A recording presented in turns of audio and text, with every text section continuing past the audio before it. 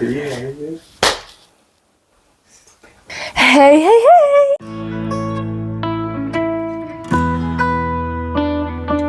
J'espère que vous allez bien, moi ça va super méga giga bien. On se retrouve dans une nouvelle vidéo, c'est la pile à lire du mois de mars. Et on peut dire que ce mois-ci elle est vraiment balèze, tout simplement parce que je participe au challenge, le Cozy Book Challenge de Rêve ta vie en lecteur. Et que du coup on a 4 catégories réparties en 4 thèmes, enfin 4 thèmes répartis en 4 catégories, du coup ça me fait 16 livres au total.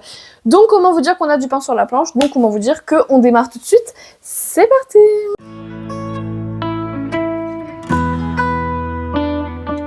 Alors, à chaque fois, je vais essayer de vous dire les menus, les catégories, les thèmes, etc.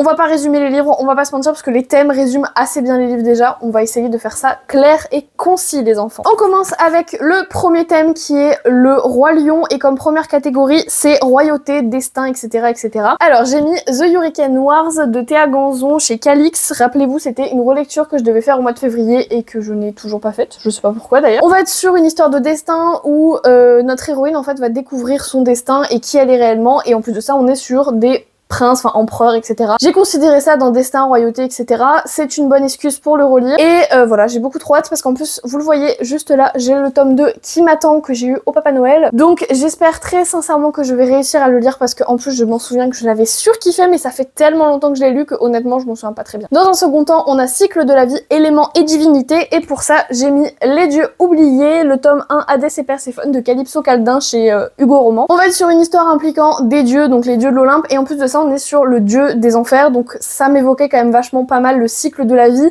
Et en plus, Perséphone et Hadès, c'est un petit peu cet équilibre entre la vie et la mort. Hadès qui est dieu des enfers, Perséphone déesse du printemps, pardon. Donc vraiment, je trouvais ça un peu intéressant dans la catégorie, le fait d'avoir un espèce de cycle de la vie avec les personnages mêmes. Et en plus de ça, j'ai trop hâte de le lire depuis que je l'ai acheté le mois dernier. Donc je pense et j'espère qu'il va y passer au mois de mars. Pour la prochaine catégorie, il me fallait soit un livre qui parle de la différence dans sa globalité, soit un livre qui parle de l'amour sous toutes ses formes, et vous vous en doutez bien que j'ai mis de la romance contemporaine, j'en ai profité. Du coup j'ai mis Mad Majesty de Delinda Dane, le tome 1. Je viens de l'acheter, c'est un cadeau de mon chéri, voilà.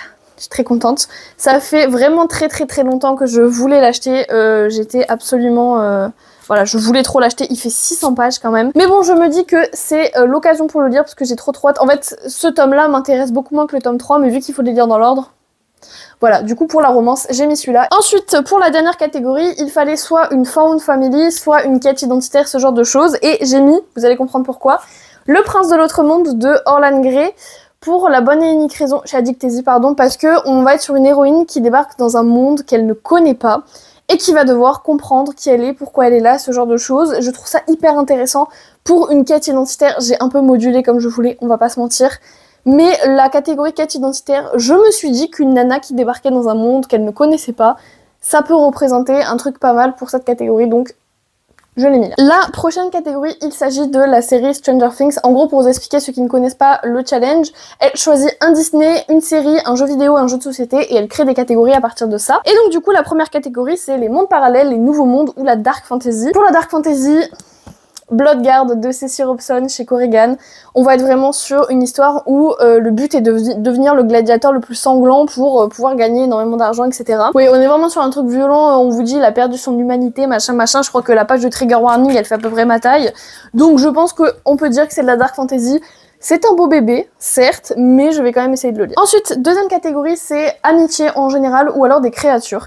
Et je l'ai pas encore parce que je compte l'acheter au mois de mars, La Rage des Fées, le tome 2. Je vous en parle depuis assez longtemps, j'ai lu le tome 1, j'ai surkiffé et je trouve le tome 2 absolument nulle part, donc je vais finir par le commander je pense. Du coup, je l'ai pas encore acquis, je vous mettrai la couverture ici. Clairement, créatures, on est sur des hommes qui se transforment en loup-garou, enfin en loup, en plein de créatures, donc je pense qu'il a sa place dans la catégorie. Et en plus, j'ai trop hâte de lire, donc...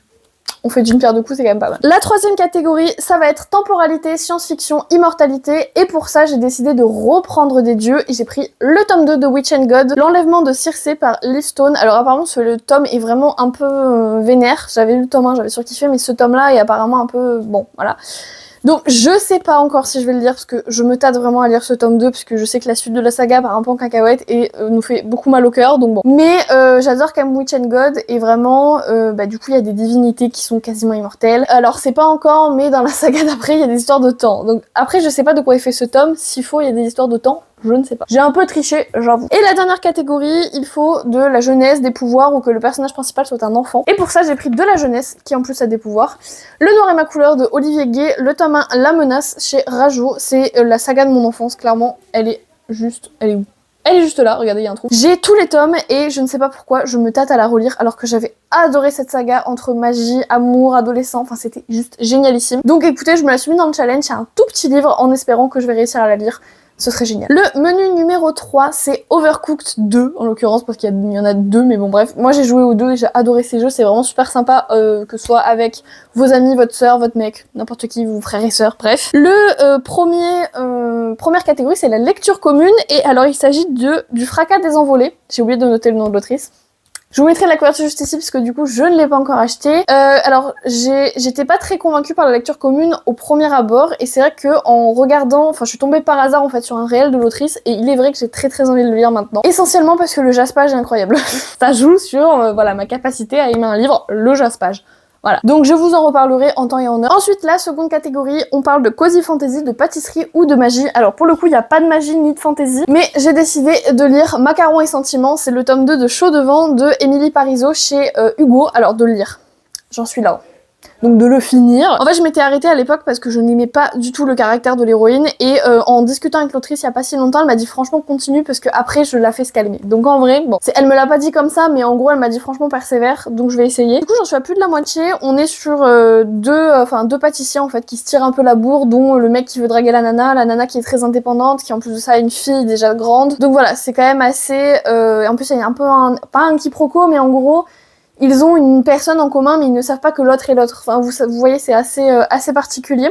Mais du coup, il y a de la pâtisserie et c'est une bonne occasion pour le finir parce que j'adore ce que fait Émilie Parizeau. Et je ne sais pas pourquoi, je ne l'ai pas déjà fini. En plus, je l'ai fait dédicacer. Ensuite, la prochaine catégorie, c'est anthropomorphisme animal sur la couverture. Et pour ça, j'ai choisi à Cotard, le tome 2, un palais de colère... Oula, il y a un cheveu. Un palais de colère et de brume de Sarah Dimas chez La Martinière. Parce que, en fait, les failles peuvent se transformer en loups, etc., etc. Alors, je sais pas s'ils le font dans le tome 2, mais vu qu'ils le faisaient dans le tome 1, j'ai pris ça pour acquis. Et j'ai considéré que ça pouvait tout à fait faire partie de la catégorie. Voilà, m'en voulez pas, je veux absolument le lire, donc je fais ce que je peux pour le lire. Et voilà, je module les catégories comme je veux. La dernière catégorie, c'est le plus petit livre de la psy à lire. Alors, j'ai pas trouvé de roman, mais du coup, elle parlait aussi elle évoquait le fait qu'on pouvait lire aussi un graphique. Et il est vrai qu'en faisant du tri dans ma bibliothèque, je me suis dit, putain, c'est une saga de 3 tomes, ça a l'air génial, pourquoi est-ce que je ne le lis pas? Et en plus, c'est le genre de truc que vous posez dans votre lit, vous le lisez en 30 minutes et c'est fini, quoi. Il s'agit de d'Antracon, attendez, y a pas les noms. De Christophe Allerston, j'espère que je le dis bien, et Olivier Boiscommun. Chez Dracou. C'est le tome 1, le grimoire glouton, et en fait, ils vous le disent derrière, c'est une BD en 3 tomes. Donc comment vous dire que je ne sais pas ce que j'attends pour la lire, et elle est minuscule de chez minuscule. Au début, je pensais mettre un graphique pour enfants, vous savez, les graphiques documentaires. Et puis au final, je me suis dit, mais en fait, je me suis dit en triant qu'il fallait absolument que je lise cette BD. Donc voilà, c'est l'occasion clairement et je pense que dès demain elle est lue parce que comme ça déjà ça me fait un livre lu dans le mois et en plus de ça, je sais si j'ai envie de lire la suite ou pas. Et enfin on passe au dernier grand titre on va dire qui est le jeu Time Bomb. Alors je connaissais pas du tout mais c'est vrai que ça m'a... Enfin je vais me renseigner parce que j'aime beaucoup les jeux de société aussi. J'en fais pas souvent, c'est pas normal mais voilà. La première catégorie c'est complot, enquête, cozy mystery et pour ça j'ai sorti un des seuls cozy mystery de ma pile à lire que j'ai toujours pas lu. Le cercle des derniers libraires de Sylvie Barouche et j'ai lu. Il est dégueulasse, c'est la preuve que vraiment je l'ai pas lu du tout. Il est signé en plus par l'autrice en 2023. Voilà, c'est vous dire à quel point il traîne depuis très longtemps dans la pile à lire. Ma mère l'a lu, elle a pas trop kiffé. Après ma maman c'est pas sa passion, elle est beaucoup plus Miss Marple que ça, donc bon, je comprends aussi. Mais du coup on est vraiment sur du cozy mystery à la française en plus de ça, donc ce n'est que mieux. Donc je me dis que c'est l'occasion de le sortir de la pile à lire. Ensuite on a Antagoniste ou un personnage Morally Grey, je sais pas le dire à l'anglaise à chaque fois c'est terrible. Et j'ai choisi de mettre Défier la nuit de Brigitte Kéméraire chez Rajo. C'est le fameux livre dont je vous parle tout le temps, voilà j'en suis à cette page là, il faut absolument que je le finisse. Et pourquoi je l'ai mis dans cette catégorie? Parce qu'en fait le prince qu'on va suivre à l'intérieur il est un petit peu réputé pour être un peu monstrueux alors que on se rend compte au final que pas tant, mais voilà, il a une réputation de... Enfin, les événements de la vie, en fait, ont fait qu'il s'est vraiment durci, et il est Morally Grey dans le sens où il n'hésite pas à torturer et tuer des gens.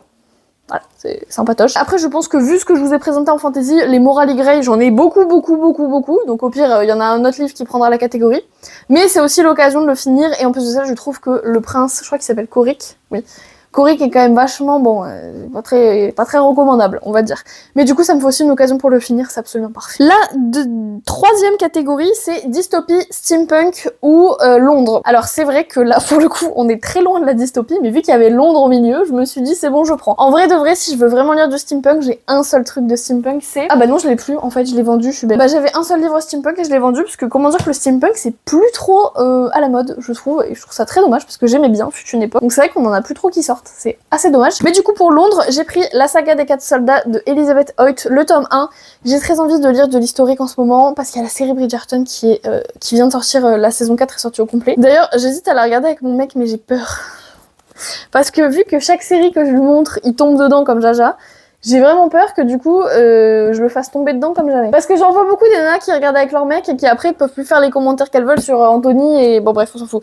N'hésitez pas à me dire si vous avez tenté l'expérience, est-ce que je dois y aller ou pas. C'est quoi cette série là? C'est une série de romans, et comment te dire que les mecs ils sont torse nu, ils sortent de l'eau avec la chemise collée. C'est donc ça que tu regardes quand je suis pas là. J'ai pas commencé encore, c'est pour ça que je me dis peut-être je commence avec toi. Ouais. C'est sûr que c'est pas plutôt autre chose que tu regardes qui a autant de mecs torse. Je suis vraiment désolée, je vous finis ça sans micro vraiment très rapidement parce que comment dire qu'il me reste 2 livres à vous présenter et que j'ai pas le temps de vous faire charger le micro et de revenir après. Je suis vraiment désolée. J'ai très envie de lire de la romance historique. Les 4 soldats, ça fait quand même un moment que je dois les lire.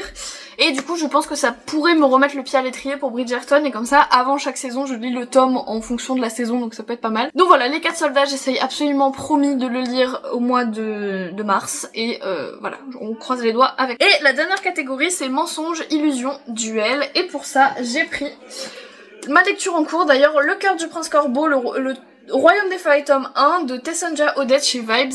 Pourquoi mensonge? Parce qu'en fait, on va être sur du fake dating, voilà, en fantasy, bien entendu. Mais voilà, on est sur du... En fait, le prince et une servante, on va dire, vont faire semblant d'être ensemble pour qu'on laisse le prince tranquille avec le mariage et pour que la servante obtienne sa liberté. Et au milieu, bien entendu, ils vont finir par tomber amoureux et ça va être trop mignon, on va être trop content. Du coup, voilà, je l'ai mis dans mensonge parce que pour moi, le fake dating, c'est clairement un mensonge parce que faire croire à tout le monde que vous êtes ensemble alors que vous ne l'êtes pas... Je sais pas ce que c'est avoir un mensonge. Bref. Et bien écoutez, cette vidéo touche à sa fin. J'aurais pensé mettre beaucoup plus de temps. En fait, pas tant. Donc au final, c'est pas mal. J'espère pouvoir lire. Déjà, vous allez suivre mes aventures parce que comment dire que vu qu'il y a un challenge associé, je pense que je vais beaucoup plus partager au mois de mars. En tout cas, je vais essayer, honnêtement. Je sais pas si c'est faisable, mais voilà, on va tenter. C'est déjà ça. Moi, je vous dis à très bientôt. Je vous souhaite de passer un très bon mois de mars. Très bon travail, très bonnes études, très bons examens, très bons résultats, très bons, voilà, que sais-je. Surtout de très bonnes lectures et je vous fais plein de bisous. Ciao!